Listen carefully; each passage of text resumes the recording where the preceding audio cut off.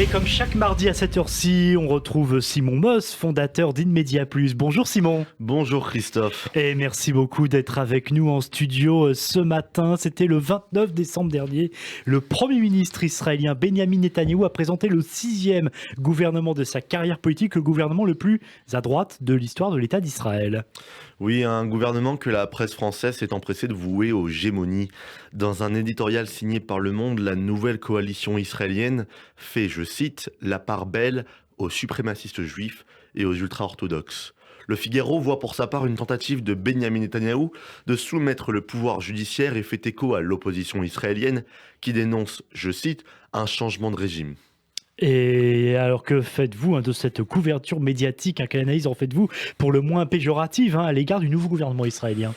Eh bien, cela me coûte de le dire, tant nos intentions sont antinomiques, mais l'honnêteté m'oblige à partager l'aversion que la bonne presse parisienne véhicule à l'encontre de la nouvelle coalition aux commandes de l'État hébreu.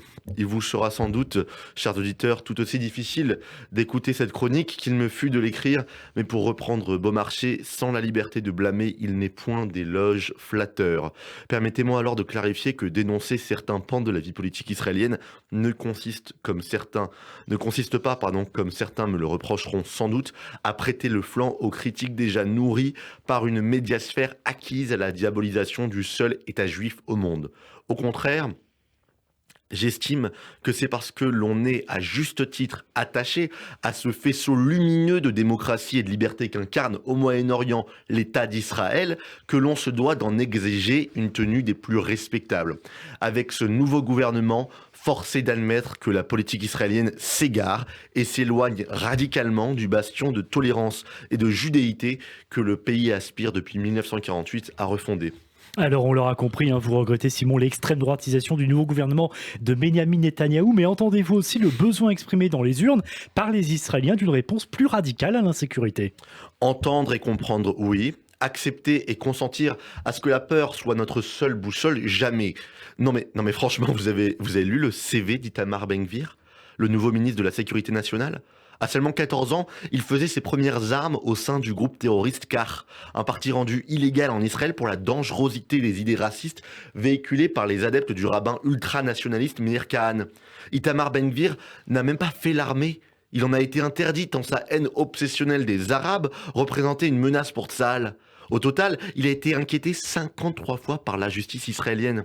Pétri de fanatisme identitaire, c'est fièrement qu'Itamar Ben-Gvir s'est pendant des années affiché dans un salon qu'il avait pris le soin de décorer d'un portrait du terroriste juif Baruch Goldstein.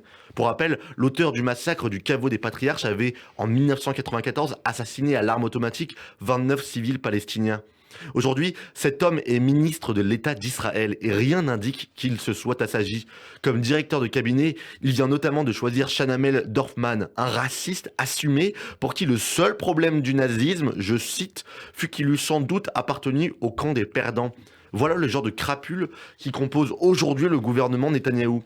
En tant que juif, attaché à Israël, à son état de droit et à ses valeurs cardinales de liberté et de tolérance, on ne peut être qu'embarrassé par la vitrine sectaire et absolutiste que renvoie aujourd'hui notre joyau national.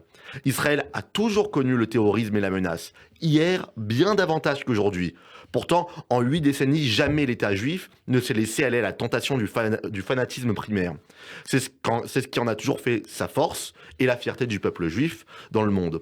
Aujourd'hui, plus que jamais, tâchons de ne pas nous en montrer moins exigeants. Merci beaucoup Simon Moss pour votre billet hebdomadaire. Simon Moss, fondateur d'Inmedia Plus, et on vous retrouve bien sûr avec plaisir mardi prochain. Bonne semaine. Bonne semaine.